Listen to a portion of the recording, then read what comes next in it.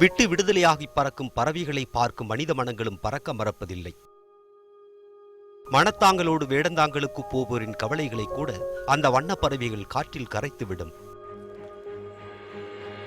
October மாதத்தில் பல்வேறு நாடுகளிலிருந்து வேடந்தாங்கல் நோக்கி சிறகடித்து வருகின்றன பறவைகள். வந்து இளைப்பாறும் பறவைகளை கண்டுகளிக்க சுற்றுலா பயணிகளும் குவிகின்றனர். இப்போ இந்த தடவை நாங்கள் இங்கே வந்தப்போ பார்த்தீங்கன்னா இங்கே நிறைய வெரைட்டி ஆஃப் பேர்ட்ஸ் எல்லாம் நல்லா வந்திருக்கு, நல்லா கலர்ஃபுல்லாக நல்லா இருக்குது. அதேமாதிரி இங்கே வேலை செய்கிறவங்கெல்லாம் பார்த்தீங்கன்னா இங்கே நிறைய கவர்மெண்ட் எம்ப்ளாயீஸ்லாம் இருக்காங்க. அவங்களுக்கும் இந்த பேர்ட்ஸை பற்றி நல்ல நாலேஜ் இருக்குது, அவங்களுக்கு எல்லாமே நல்லா தெரிஞ்சு வச்சுருக்காங்க. இப்போ நமக்கு ஏதாவது டவுட்னா கூட அவங்கள்ட்ட கேட்டால் கூட அவங்களுக்கு எக்ஸ்பிளைன் பண்ண தெரியுது.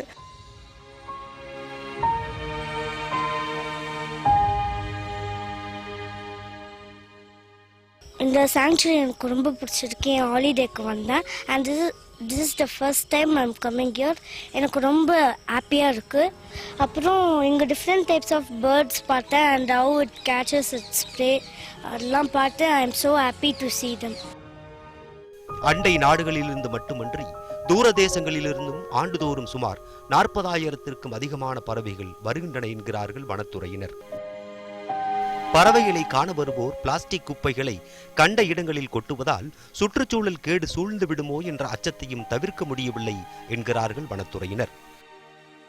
வனத்தை காக்கும் உணர்வு மனிதர்களுக்கும் வந்தால்தான் வேடந்தாங்களுக்கு காலந்தோறும் பறவைகள் வரும்.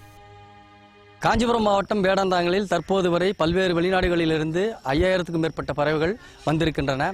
மேலும் 30,000க்கும் மேற்பட்ட பறவைகள் வரும் என்று எதிர்பார்க்கப்படுகின்றது. இதுவரை 4000க்கும் மேற்பட்ட பார்வையாளர்கள் பார்வையிட்டு சென்றுள்ளனர். நியூஸ் 18 தமிழ்நாடு செய்திகளுக்காக வேடந்தாங்கலிலிருந்து ஒளிப்பதிவாளர் நெப்போலியனுடன் ஜி தேவேந்திரகுமார்.